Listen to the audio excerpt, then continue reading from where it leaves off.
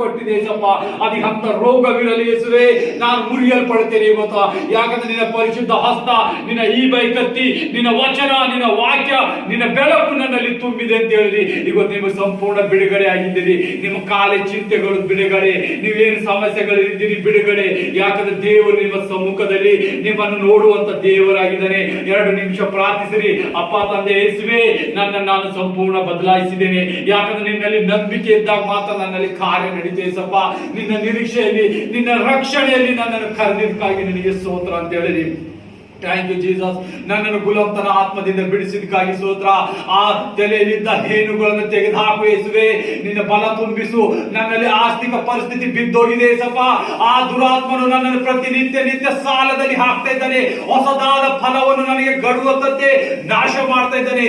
ಆ ಕುಂದಿದ್ದ ನಾಶವನ್ನು ಮಾಡಿರಿ. ನೀವು ಹೇಳಿ ಯೇಸುವೆ, ನಾನು ಐಶ್ವರ್ಯವಂತಳಾಗಿದ್ದೇನೆ, ನಾನು ಐಶ್ವರ್ಯವಂತನಾಗಿದ್ದೇನೆ ಯೇಸುವೆ. ನಿನ್ನ ಗೌರವದಿಂದ ನನ್ನನ್ನು ಮೇಲೆ ಕೆತ್ತಿಸು. ನಾನು ಯೇಸುವಿನ ಮಗಳು, ನಾನು ಯೇಸುವಿನ ಮಗ. ನಾನು ಸಾಲ ಕೊಡುವಳಾಗುತ್ತೇನೆ, ಸಾಲ ತಗೊಂಬೋಳಾಗೋಲ್ಲ ಅಂತ ಹೇಳಿರಿ. ಆತ ನಿಮ್ಮ ಸಾಲಗಳು ನೀಗಿಸುವಂತ ದೇವರಾಗಿದ್ದಾನೆ. ನಿಮ್ಮನ್ನು ಬಲವಾಗಿ ಧನವಂತನಾಗಿ ಮಾಡುವ ದೇವರು ಇವತ್ತು ನಿಮ್ಮ ಮೇಲೆ ಹಸ್ತವನ್ನು ಇಡ್ತಾ ಇದ್ದಾನೆ. ಆತನ ಪರಿಶುದ್ಧ ಹಸ್ತವನ್ನು ಅಂಗೀಕರಿಸಿರಿ. ಯೇಸುವೆ, ನಿನ್ನ ಪರಿಶುದ್ಧ ಹಸ್ತ ನನ್ನಲ್ಲಿ ಇಳಿಸಿದಕ್ಕಾಗಿ ಸ್ತೋತ್ರ. ನನ್ನ ಸಾಲಗಳು, ನನ್ನ ಎಲ್ಲ ಕುಂದುಗಳು ನೀನು ಮುರಿದಿದೆ ಸಪ್ಪ. ನಾನು